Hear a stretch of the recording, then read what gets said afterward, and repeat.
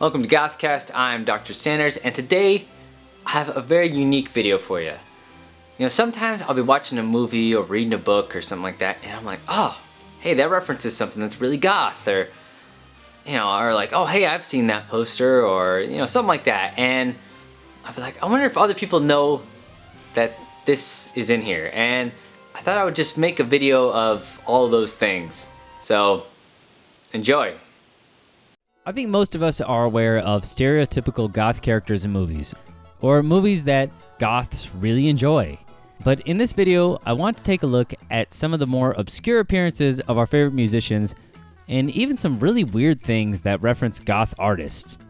Does that sound confusing? Well, just watch to see what I mean. And just to clarify, I'm not talking about soundtrack music, like how the new It movie has the Cure song 6 Different Ways in it, or how 45 Grave music is in Return of the Living Dead. Okay? Let's get into it. Well, actually, first, let's head back into It from 2017. In the beginning of the film, you can spot a Beetlejuice poster in Bill's room. I just thought I'd mention this because, hey, it's Beetlejuice, so that's awesome. Well, here's a historical one. Instead of 1976, the Sex Pistols appeared on the television show Today, hosted by Bill Grundy, and infamously called him a whole bunch of bad words. Well, the whole reason that Steve Jones went off on Bill Grundy is because he was coming on to Susie Sue. She's right there in the interview, as she was a part of the Bromley contingent who followed the Sex Pistols around. After the incident, she was even in the paper with the headline, "Susie's a punk shocker." Oh, come on, Susie, cheer up. Another historic piece of music history is the 1981 documentary, The Decline of Western Civilization. This movie is truly amazing, and if you're even slightly interested in early punk, then I highly recommend it. Throughout the film, the director interviews a number of people in the punk scene, and one of them just so happens to be Dinah Cancer from 45 Grave. Her real name is Mary, and her appearance makes the movie that much more cool. I like making a spectacle of myself. She also supposedly appeared in the 1979 film Rock and Roll High School, the one with the Ramones in it. I guess she's somewhere in the concert scene, and IMDb lists her as concert girl with earmuffs, but I can't seem to find her. There's just too many people. So tell me if you know where she is. She also appears as the exploding vampire at the end of Fright Night 2. So she's got some seriously awesome parts in some pretty great movies. A movie that has ties to both Susie and 45 Grave is, surprisingly, Friday the 13th Part 5, A New Beginning. This movie is not very good in my opinion. It's one of my least favorite in the series, but at about an hour into the film, when the character Violet is dancing in a room, you can see both a photo of Susie on the wall and what I thought was the album cover for 45 Grave's Phantoms, but it's actually this poster for a Halloween show in Long Beach. And by the way, if you ever want to know what this art is from, it was done by Ronald Clay, and it's called The Highwayman. It was featured in famous Fantastic Mysteries from 1944. If you're actually interested in reading the story it's featured in, then you'll find a link to a PDF of it in the description. But back to acting.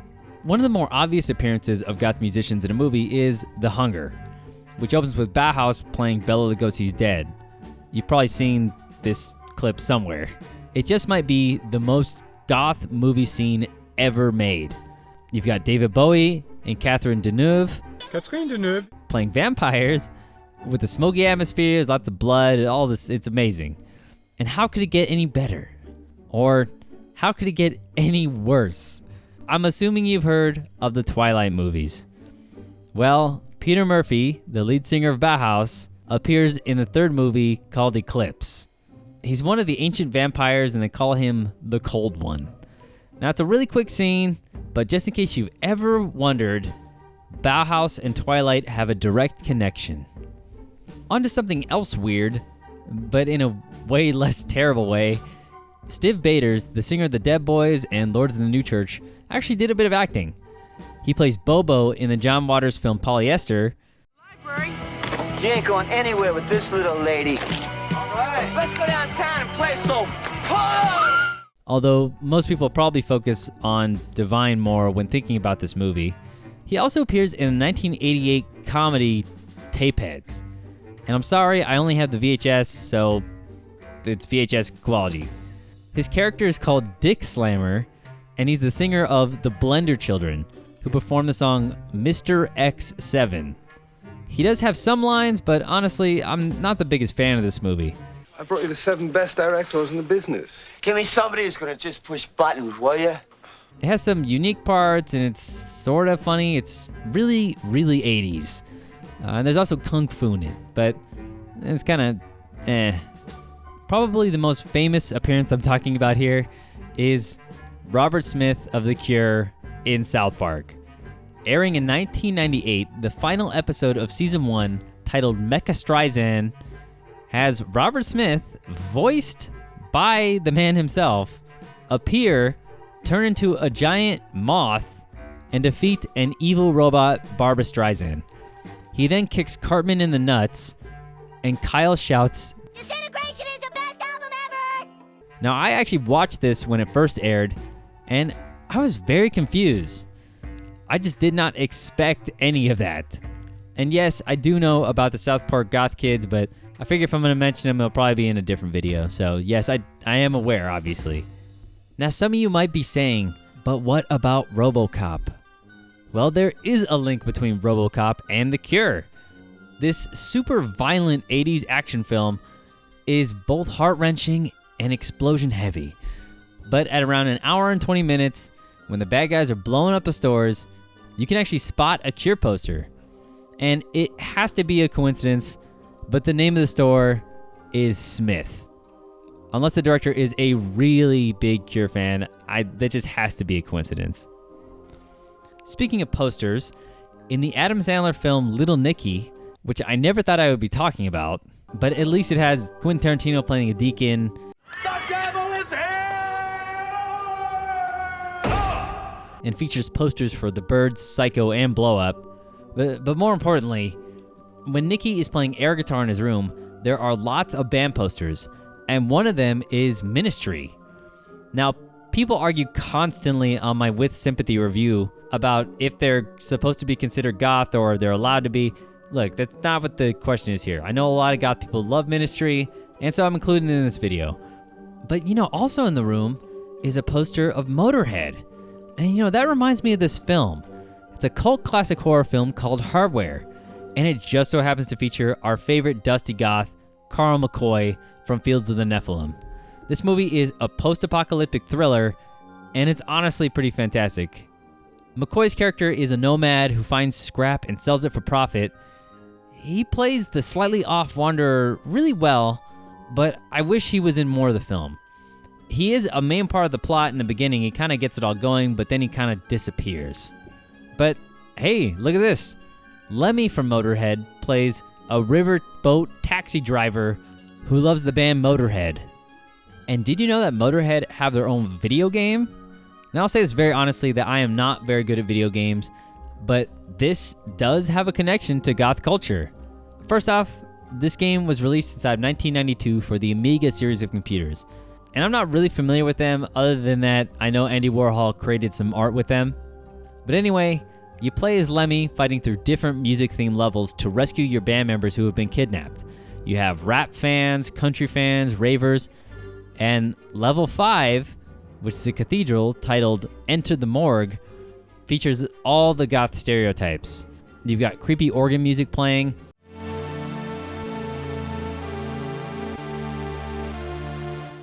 tarot cards, graffiti that says crystal sale. I know that's really relevant to some of you. Tombstones, and the enemies are all plays on common goth traits. Now here's what the game manual has to say about this particular level. Who would have thought that a goth would have been able to summon up enough interest to partake in a kidnapping? Wouldn't they have paused for a bit to listen to Fields of the Nephilim, and then decided it all wasn't worth it?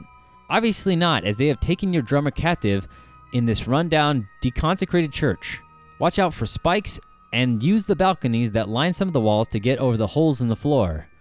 And the manual goes on to describe the characters, so here we go. SP, short for Spaz, Spanner, etc., is the fashion-conscious goth. To him, black isn't just a color, it's a mood and a statement. Scum like that deserve to die, regardless of whether they have kidnapped you or not. She rides the night, Danzig once said. She also wears her makeup like a fright wig and fights like a bloke. Who knows, with a figure like that, perhaps she is. Blackie is in every sense a true goth. She wears long clothes to hide her weight problem, puts on her eyeliner with a Woolies No. 6 paintbrush, and probably drinks cider. She also used to be a big Duran Duran fan. Now I'm going to assume with these descriptions that they were not a fan of goth music.